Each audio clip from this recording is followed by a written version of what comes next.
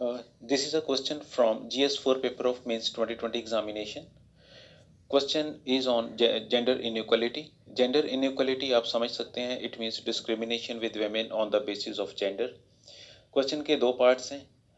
What are the main factors responsible for gender inequality in India? Second is to discuss the contribution of Savitribai Phule in this regard. Now let's see the answer. Gender inequality is the discrimination on the basis of gender. Gender के आधार पर होने वाले भेदभाव को gender inequality कहते हैं. India में women इस तरह का डिस्क्रिमिनेशन बहुत पुराने समय से फेस कर रही हैं. हमारी सोसाइटी में गर्ल चाइल्ड को बर्डन समझा जाता है और मेल चाइल्ड को प्रेफर किया जाता है. हमारी सोसाइटी में विमेन आज भी कई तरह की सामाजिक बुराइयों की विक्टिम्स हैं, जैसे डाउरी, फीमेल फेटिसाइड मीन्स कन्या भ्रूण हत्या, फीमेल इन्फेंटिसाइड मीन्स नवजात कन्या की हत्या. Several factors are responsible for gender inequality in India. India में विमेन के साथ ये जो डिस्क्रिमिनेशन है, इसके लिए कई सारे फैक्टर्स रिस्पॉन्सिबल हैं. एक तो ये है कि इंडिया में ज़्यादातर विमेन का अपना कोई अर्निंग सोर्स नहीं है. ज़्यादातर वुमेन इकोनॉमिकली आर्थिक रूप से फैमिली के किसी न किसी मेल मेंबर पर डिपेंडेंट है. दूसरा है कि विमेन में इलिटरेसी रेट मेन के कंपैरेटिवली ज़्यादा है. तीसरा मगर सबसे बड़ा कारण यह है कि हमारे यहाँ पर ट्रेडिशनली पैट्रियार्कल सोसाइटी है.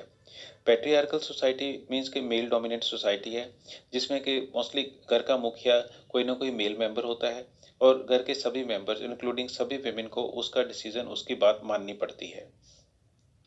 हमारी जो पैट्रियार्कल सोसाइटी है, ये विमेन को हाउस होल्ड मेंटेनेंस मीन के घर के कामकाज तक ही सीमित रखना चाहती है. तो इंडिया की जो मेल डोमिनेंट सोसाइटी है, इसमें विमेन को फिजिकली और मेंटली वीक समझा जाता है और माना जाता है कि विमेन किसी भी बड़ी जिम्मेवारी वाले काम के लिए सुटेबल नहीं है. मेडिवल इंडिया में जब पर्दा सिस्टम शुरू हुआ, इसने भी विमेन के फ्रीडम को ख़त्म कर दी और विमेन को घर की चारदीवारी के अंदर ही सीमित कर दिया.